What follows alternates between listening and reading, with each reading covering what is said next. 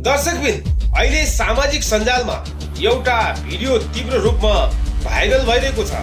धेरैले हिन्दीको एउटा उखान सम्झिरहेका छन्, जैसी करनी वैसी भरनी। केही समय अघि श्रम संस्कृति पार्टीका सांसद आर्यन राईले राष्ट्र निर्माता पृथ्वीनारायण शाहको तस्बिरमाथि खुट्टा राखेर अपमान गरेको भनिएको भिडियो सामाजिक सञ्जालमा व्यापक रूपमा भाइरल भएको थियो र त्यसको चर्को विरोध समेत भएको थियो।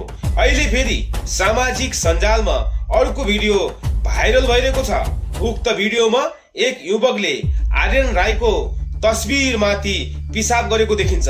त्यसपछि सामाजिक सञ्जालमा धेरैले यसलाई अपमानको बदला अपमान भन्दै प्रतिक्रिया जनाइरहेका छन्। के अपमानको जवाब अपमानबाट नै दिनुपर्छ? तपाईलाई कस्तो लाग्यो कमेन्ट गर्नुहोला। यस्तै भाइरल, चर्चित र ताजा समाचारका लागि हामीलाई फलो गर्न नबिर्सिनुहोला।